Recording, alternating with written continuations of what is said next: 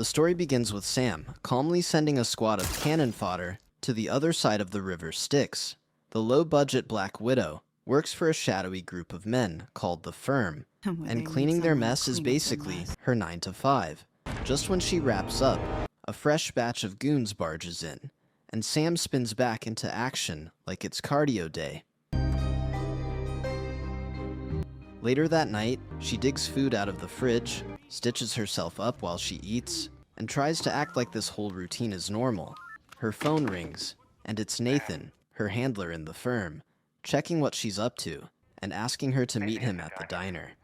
She wonders out loud if she's in trouble, which usually means she is. Years earlier, a younger Sam sits in a diner with Rose, the waitress, who gives her a milkshake while promising that her mom is on the way. Scarlett, Sam's mother, arrives a few minutes later and has a brief word with Rose before joining Sam. Sam is upset about the late arrival, but notices she's bleeding. Scarlett quickly asks for the package, and Sam hands her a Glock disguised inside a book. Scarlett admits she has to disappear for a while and refuses to let Sam come with her. Seeing how worried her mom sounds, Sam asks about the situation, but Scarlett claims it's complicated. Afterwards, the two share a moment and a milkshake to soften the blow, but Sam can already sense something is wrong. Scarlett then steps out to make a call, and immediately, a bunch of Walmart brand men in black storm the diner like they own the place. Their leader joins Sam's table and demands her mother's location, but Sam pretends she's just a clueless child. After threatening her with a knife, he notices the book and opens it, but it's empty. That's when Scarlett shows up behind him and tells Sam to close her eyes. She immediately turns the bad guys into fish food in 10 seconds flat. With no time to explain, Scarlett bolts to her car and takes off. However, Nathan arrives just in time to stop young Sam from running after her. 15 years later, Nathan visits the same diner, and Rose welcomes him politely, but confiscates his gun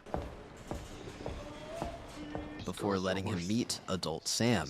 He notices she talks exactly like her mom, but Sam denies even having one.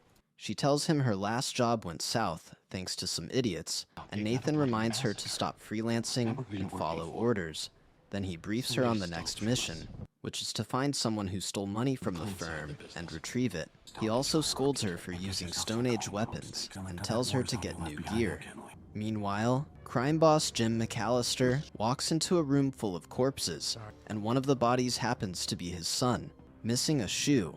Jim forces his nephew, Virgil, to find the matching shoe, and, after putting it back on his son's foot, orders him to bring the murderer's head while hiding the information from his wife. Elsewhere, Sam goes to a secret weapons library run by 3 deadly librarians named Madeleine, Anna May, and Florence. She uses their coded language exchange books and opens an account before Madeleine escorts her through a secret doorway where they meet the other 2 ladies. Contrary to Madeleine's hunch, Anna May doesn't want the newcomer and invites Florence to break the tie. Florence inspects Sam's body and asks for her name. After Sam's introduction, the ladies recognize her as Scarlett's daughter, discuss her mother's absence, and reluctantly agree to help her. After inspecting her old gear and roasting her skill set, they hand her new weapons. Soon after, she receives the address of her target from Nathan and immediately springs into action. A while later, Sam sneaks into the guy's hotel room and catches him mid-shower. Right as she discovers the money, his phone rings, and he comes out to check, but walks into Sam's gun. Begging to pick up the call, he struggles with Sam, who intends to destroy the phone, but gets shot instead. As he bleeds out, he takes the call, and the caller orders him to bring stolen cash in exchange for his kidnapped daughter, Emily, who's almost 9 years old, and gives him 16 minutes. Just then, he begs Sam to save his daughter. Something in Sam shifts the memory of her own abandonment, and she decides to save the man's life. She drags him to a hospital and asks a nervous doctor to fix him, but he's unsure about it. The man begs Sam to save Emily, and as the doctor gives him laughing gas, Sam orders him to patch the man up before she gets back. As she leaves, she calls Nathan to inform him about the change in plans, but Nathan freaks out, warning her that the firm will put a kill order on her if she goes rogue again. She hangs up anyway. Realizing she won't listen, Nathan sends 3 operatives after her, with orders to reason with her carefully, without a gunfight. Unfortunately, Nathan soon receives terrible news, revealing that Sam is McAllister's son's killer. The firm's board wants an explanation, and now Nathan can't protect her, even if he tries. Sam reaches the ransom drop and waltzes in with the suitcase. The kidnappers call to ask about Emily's dad, but Sam says he had an accident. Shortly after, they give her clown-level instructions while watching through cameras. Before the exchange finishes, Nathan's 3 agents show up to drag her home. She then beats the crap out of them, even with the 3v1 and weapon handicaps, which shocks the kidnappers watching her on the monitors. When she knocks them out cold, Mall across the street, she grabs the money and rushes to the rendezvous point, where she retrieves Emily from the criminals in Halloween-themed masks, but they escape with the suitcase. Fortunately for Sam, the kidnappers are idiots. They fight each other for the money in the car, crash, shoot at each other, blow up the suitcase to smithereens, and end up unalived. The last survivor shoots at Sam, but she takes him down using a mop handle. She returns to Emily, checks if she's okay, and takes her out. At the hospital, the doctor meets Nathan's roughed-up men, sucking on laughing gas as a coping mechanism, and discovers they were pummeled by a girl. He then tells them about Emily's dad in the next room, and they curiously ask for more information. Not long after, Sam brings Emily to the hospital, while Nathan, who's being pressured by the board, orders the 3 idiots to do whatever it takes to get Sam. Sam retrieves the gun she dropped earlier because of the tense atmosphere there. The nurse comes out of a room, and Emily sees her father's corpse, and cries quietly while holding his bloodied hand. The guilt eats at Sam's conscience, but there's no time to waste. The nurse then goes to inform the doctor, who asks her to take a break, and receives payment to help Nathan's crippled men incapacitate Sam. She's a sitting duck. Moments later, the doctor meets Sam and forcefully injects her with a paralytic that makes her arms useless after a minute. He flash steps out of the room, screaming to inform his accomplice about the drug's effect, and hides somewhere. Unable to lift her arms, Sam asks Emily to tape a knife to one hand and a gun to the other, while Nathan's injured men crawl toward her for round 2. Get ready! Realizing that it was the bonehead's schemes, Sam tells Emily to hide and immediately wheels into battle using a metal chair as a shield, flinging her arms wildly to stab, shoot, and knock out her opponents. Despite the handicap, she sends them all to the afterlife in gruesome ways. Following that, Nathan calls, and Sam has Emily answer the phone. Nathan immediately demands answers from the 3 stooges, but soon realizes they're gone. He demands that Sam bring the money anyway to rectify the situation. After she says the suitcase was blown to smithereens, Nathan reveals she stepped on the wrong toes, and it wasn't firm approved.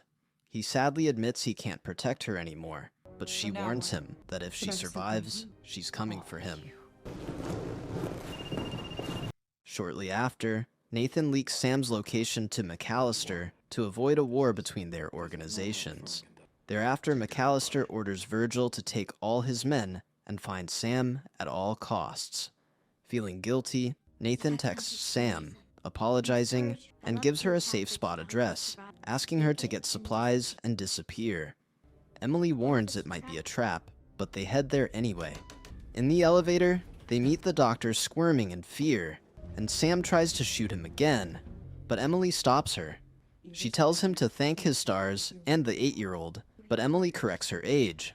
On exiting the building, Emily asks if Sam is a serial killer. Sam denies it, but the kid clearly knows a lot of stuff. Hoping to use her help for a while, Sam promises to get her home.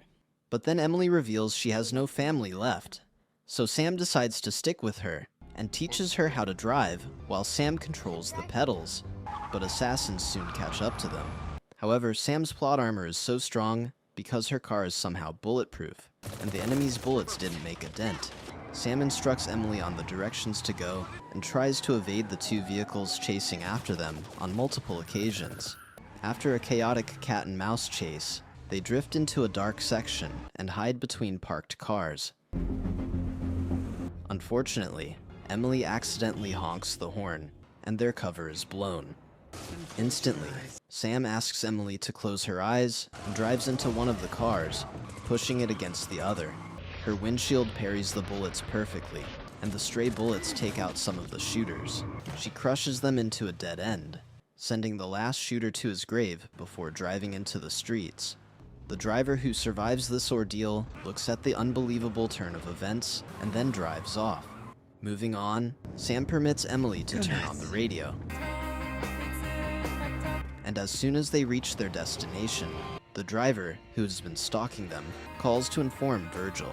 When Sam and Emily ring the doorbell, someone holds a gun to Sam's neck, and it turns out to be Scarlett. Scarlett wonders if Emily is her grandchild, but Sam strongly refutes it, and Emily introduces herself as Sam's apprentice. Scarlett lets them in, treats Sam's arms, and tries to catch up. Sam tells her to cut the crap and demands answers about why she was abandoned, and Scarlett explains everything. Apparently, she had Sam at a young age. Her husband was unalived, and she hunted the murderer. However, the firm retaliated because they were in cahoots with him, and she left Sam with Nathan to keep her safe. But before they finish making up, Emily spots trouble outside. Dozens of armed gangsters are coming. Seeing this, the ladies take their weapons and rush to the elevators to evacuate the building. Sam then asks for Scarlett's plan, but she plays it cool, claiming she called an Uber for them.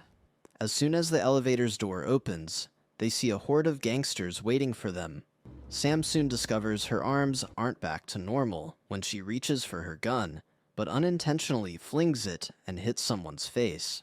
Scarlett teases her and quickly presses the elevator button while Virgil orders the men to get them.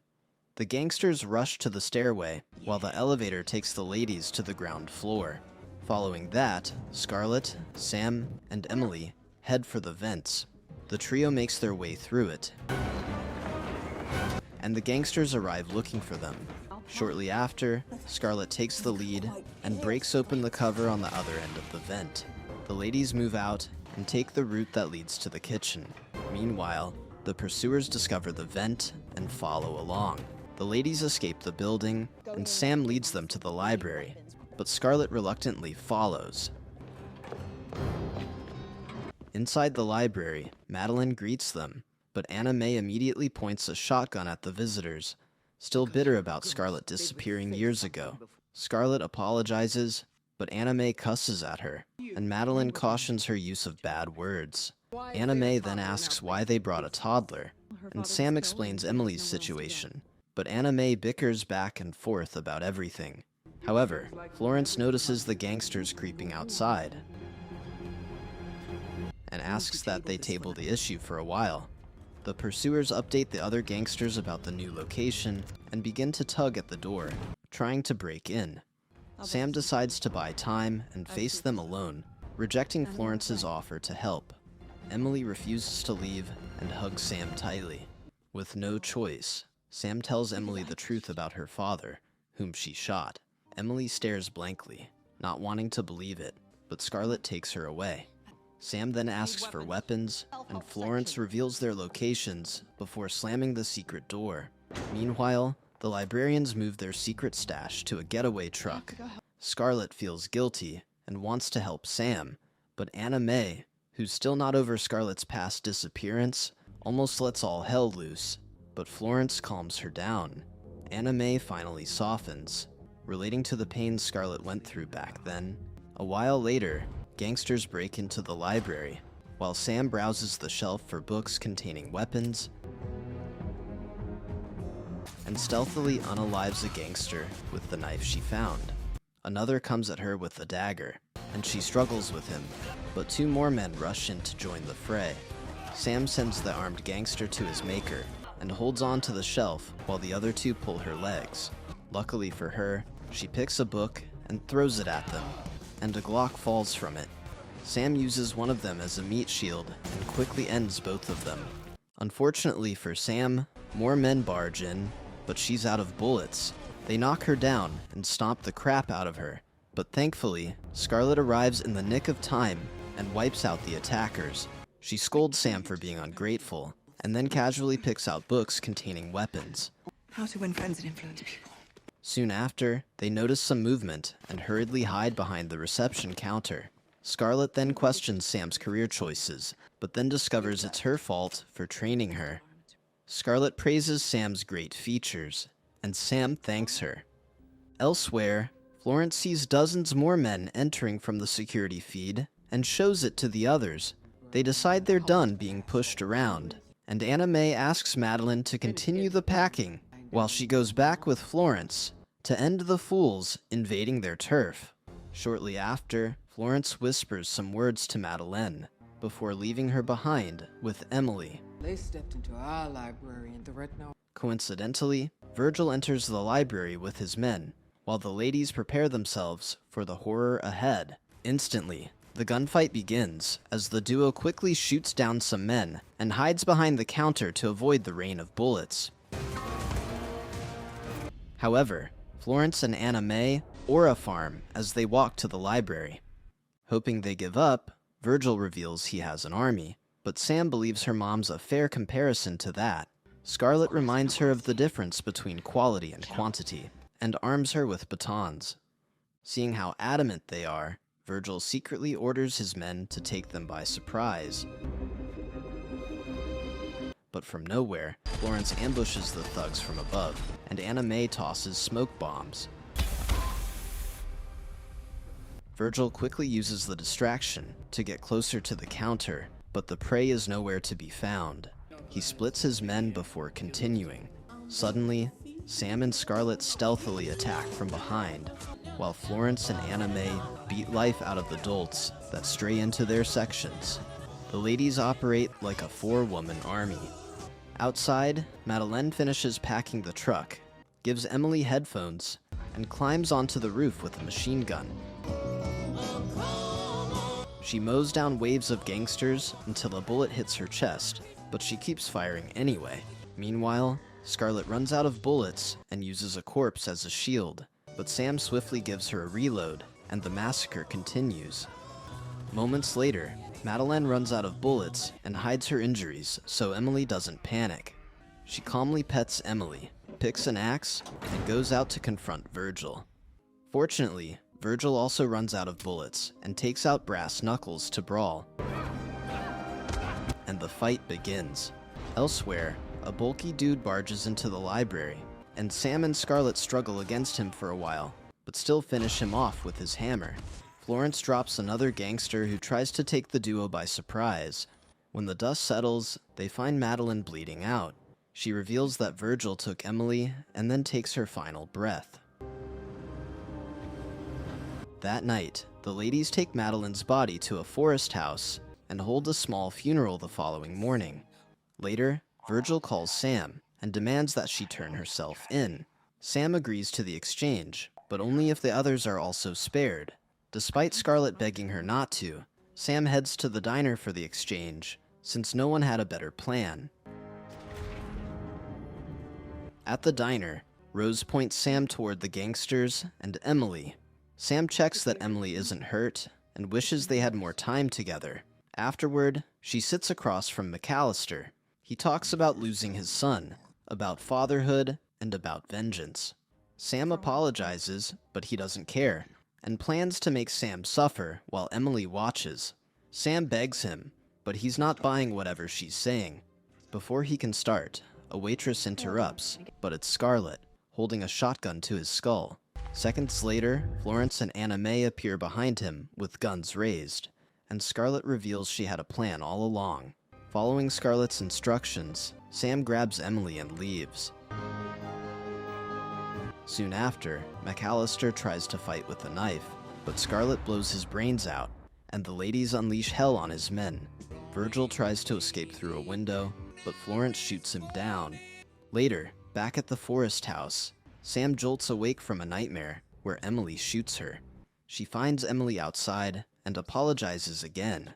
Emily forgives her because, despite everything, Sam still tried to help her dad and also saved her twice. Emily asks about the firm, and Sam finally tells her the truth, claiming that they're a bunch of arrogant men who think they're untouchable. However, Sam is done letting them get away with anything. Days later, Nathan's men report a Girl Scout at his door. Nathan answers with his gun ready, but it's Emily. Seeing that they underrate him, he grabs the book in her hand, but a slip of paper falls from it, telling him to look into his heart. Then he notices a sniper target painted on his chest.